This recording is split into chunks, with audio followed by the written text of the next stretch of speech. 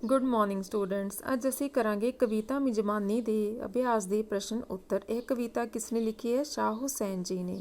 आओ करिए प्रश्न उत्तर। किस दी मिजमानी की गल की गई है? इस कविता विच किस दी प्राहुणचारी की गल की गई है? मिजमानी की हुंदा है? प्राहुणचारी। कविता विच मित्रां दी भाव प्रभु प्रीतम की मिजमानी की गल की गई है। कवि किस दे टुकड़े करके किस नूं देना चाह रहा है? कवि अपने दिल दे टुकड़े करके प्रभु प्रीतम नूं देना चाह रहा है। किताबत तो की भाव है? किताबत दा की अर्थ हुंदा है? चिट्ठी। कवि दी तड़फ दा की कारण है? कवि दी तड़फ दा कारण प्रभु नाल मिलाप ना होना है। क्यों तड़फ रही है उसकी आत्मा? क्योंकि उसका प्रभु दे नाल मिलाप नहीं हो रहा। तो उसी तड़फ की गल शाह हुसैन जी अपनी कविता विच करते हैं। शाह हुसैन किसनों अपना असल सहारा समझदा है? किसनों समझदा है जी अपना असल सहारा? प्रभु प्रीतम नूं।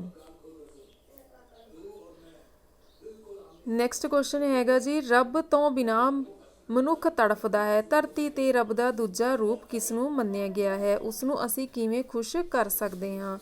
धरती उत्ते रब दा दूजा रूप किसनों मन्निया गया है? मनुख नूं मन्निया गया है। जिवें रब तो बिना मनुख तड़फदा है, उसे तरह रुखां बिना जो धरती है वह भी तड़फदी रहिंदी है। ते उस धरती ते जो सारे जीव हैं उन्हां विचों सब तो श्रेष्ठ कौन है? मनुख, जो रुखां दी संभाल कर सकदा है। यह काम उस तो इकल्ले दा नहीं हो सकता कि इकल्ले होए काम नहीं कर सकता, सगों समाज नूं उसदी मदद करनी चाहिदी है। जेकर असी भी बूटिਆਂ ਦੀ संभाल करांगे ਤਾਂ बूटे लगाउण वाले ਦੀ आत्मा सुखी रहेगी। ਤਾਂ इस तरह असी दूजे ਨੂੰ भी सुख दे सकते हाँ। तो यह काम कौन कर सकता है? सिर्फ मनुख। शिव कुमार बटालवी जो कि एक बहुत प्रसिद्ध कवि होए हैं, उन्होंने भी रुखां ਨੂੰ अपने दादे पड़दादे समझ के उन्हां ਦੀ संभाल करन ਦੀ प्रेरणा ਦਿੱਤੀ है।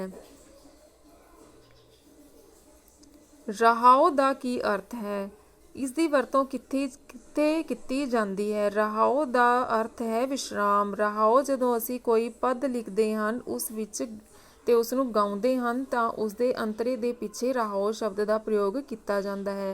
ते उस अंतरे नूं असी जे बार बार गाउणा होवे तां विश्राम ते या फिर रहाओ लगाते हैं। श्री गुरु ग्रंथ साहिब जी के शब्दों में जो रहाओ शब्द आउंदा है उसका यही भाव है।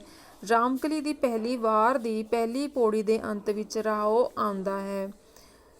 जदों असी रामकली राग विच लिखते हाँ तो उस विच भी की आउंदा है? रहाओ शब्द आउंदा है।